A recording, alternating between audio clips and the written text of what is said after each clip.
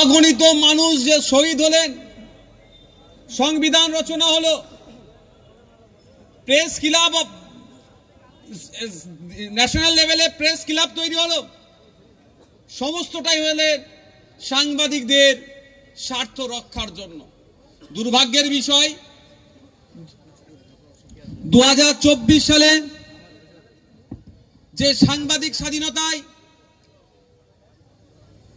যে পৃথিবীর 180টা দেশকে নিয়ে সমীক্ষা চালানো হলো, আমাদের এই মহান ভারতবর্ষ, যেই ভারতবর্ষের লিখিত সংবিধান পৃথিবীর সবথেকে দীর্ঘতম, এত বড় সংবিধান থাকার পরেও সাংবাদিক স্বাধীনতাতে আমরা ওখানে 159তম জায়গায়। ভাবতে পারা যায় না ক্রমশ কিভাবে সাংবাদিকদের কণ্ঠরোধ করা হচ্ছে।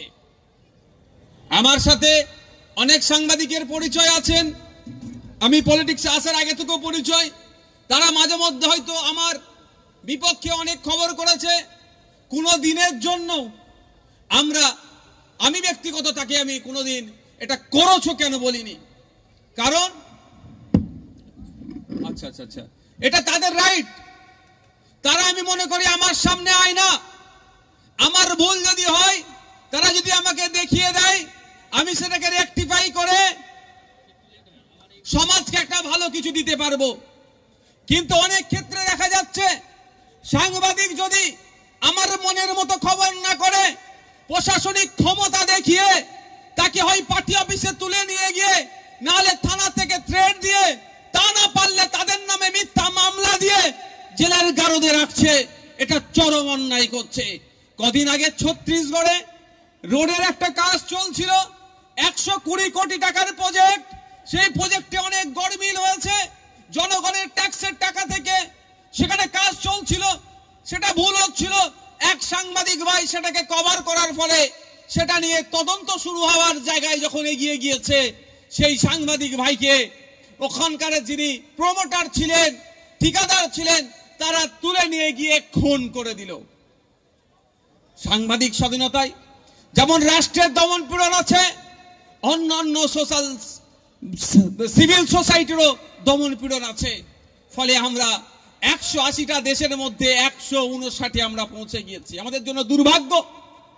আমরা চাইব আমাদের রাজ্য, আমাদের দেশের সাংবাদিক স্বাধীনতায় পূর্ণ স্বাধীনতা দেওয়া হোক।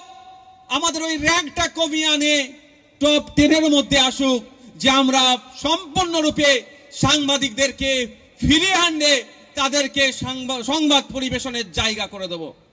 সাথে সাথে এটাও আমার দুর্ভাগ্য, আমি বলতে বাধ্য হচ্ছি, এশিয়া মহাদেশে সমীক্ষা চালিয়ে দেখা গিয়েছে ভারতবর্ষের সাংবাদিকরা সব থেকে বেশি মিথ্যা খবর পরিবেশন করে। এটাও আমাদের জন্য দুর্ভাগ্য।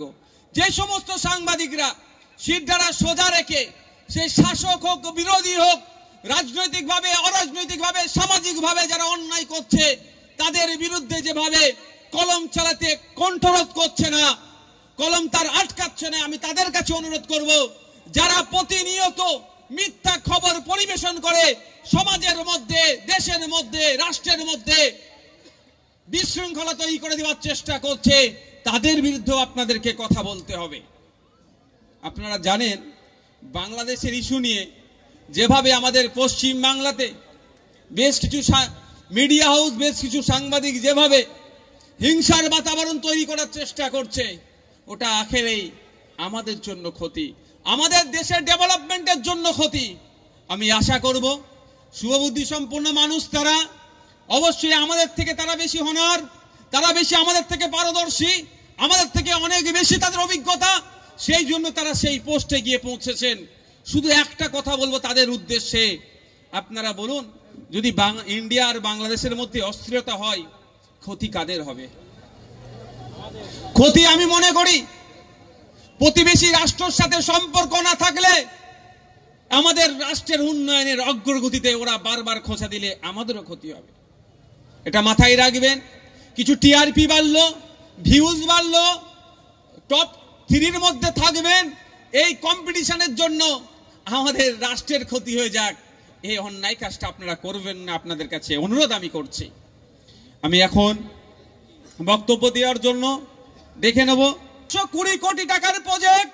সেই প্রজেক্টে অনেক গরমিল হয়েছে, জনগণের ট্যাক্সের টাকা থেকে সেখানে কাজ চলছিল, সেটা ভুল হচ্ছিল। এক সাংবাদিক ভাই সেটাকে কভার করার ফলে সেটা নিয়ে তদন্ত শুরু হওয়ার জায়গায় যখন এগিয়ে গিয়েছে, সেই সাংবাদিক ভাইকে ওখানকার যিনি প্রমোটার ছিলেন, ঠিকাদার ছিলেন, তারা তুলে নিয়ে গিয়ে খুন করে দিল। সাংবাদিক স্বাধীনতায় যেমন রাষ্ট্রের দমন পীড়ন আছে, অন্যান্য সোশ্যাল সিভিল সোসাইটিরও দমন পীড়ন আছে। ফলে আমরা 180টা দেশের মধ্যে 159 আমরা পৌঁছে গিয়েছি। আমাদের জন্য দুর্ভাগ্য। আমরা চাইব আমাদের রাজ্য, আমাদের দেশের সাংবাদিক স্বাধীনতায় পূর্ণ স্বাধীনতা দেওয়া হোক। আমাদের ওই র্যাঙ্কটা কমিয়ে আনে টপ 10-এর মধ্যে আসুক, যে আমরা সম্পূর্ণরূপে সাংবাদিকদেরকে ফিরিয়ে আনলে তাদেরকে সংবাদ পরিবেশনের জায়গা করে দেব। সাথে সাথে এটাও আমার দুর্ভাগ্য, আমি বলতে বাধ্য হচ্ছি, এশিয়া মহাদেশে সমীক্ষাদের চালিয়ে দেখা গিয়েছে ভারতবর্ষের সাংবাদিকরা সব থেকে বেশি মিথ্যা খবর পরিবেশন করে। এটাও আমাদের জন্য দুর্ভাগ্য। যে সমস্ত সাংবাদিকরা শিরদাঁড়া সোজা রেখে, সে শাসক হোক বিরোধী হোক, রাজনৈতিকভাবে অরাজনৈতিকভাবে সামাজিকভাবে যারা অন্যায় করছে তাদের বিরুদ্ধে যেভাবে কলম চালাতে কণ্ঠরোধ করছে না, কলম তার আটকাচ্ছে না, আমি তাদের কাছে অনুরোধ করব, যারা প্রতিনিয়ত মিথ্যা খবর পরিবেশন করে সমাজের মধ্যে, দেশের মধ্যে, রাষ্ট্রের মধ্যে বিশৃঙ্খলা তৈরি করে দেওয়ার চেষ্টা করছে, তাদের বিরুদ্ধেও আপনাদেরকে কথা বলতে হবে। আপনারা জানেন বাংলাদেশের ইস্যু নিয়ে যেভাবে আমাদের পশ্চিম বাংলাতে বেশ কিছু মিডিয়া হাউস, বেশ কিছু সাংবাদিক যেভাবে হিংসার বাতাবরণ তৈরি করার চেষ্টা করছে, ওটা আখেরেই আমাদের জন্য ক্ষতি, আমাদের দেশের ডেভেলপমেন্টের জন্য ক্ষতি। আমি আশা করব শুভবুদ্ধি সম্পন্ন মানুষ তারা অবশ্যই আমাদের থেকে তারা বেশি হনার, তারা বেশি আমাদের থেকে পারদর্শী, আমাদের থেকে অনেক বেশি তাদের অভিজ্ঞতা, সেই জন্য তারা সেই পোস্টে গিয়ে পৌঁছেছেন। শুধু একটা কথা বলবো তাদের উদ্দেশ্যে, আপনারা বলুন, যদি ইন্ডিয়া আর বাংলাদেশের মধ্যে অস্থিরতা হয়, ক্ষতি কাদের হবে? ক্ষতি আমি মনে করি প্রতিবেশী রাষ্ট্রের সাথে সম্পর্ক না থাকলে আমাদের রাষ্ট্রের উন্নয়নের অগ্রগতিতে ওরা বারবার খোঁচা দিলে আমাদেরও ক্ষতি হবে। এটা মাথায় রাখবেন। কিছু টিআরপি বাড়লো, ভিউজ বাড়লো, টপ 3-র মধ্যে থাকবেন, এই কম্পিটিশনের জন্য আমাদের রাষ্ট্রের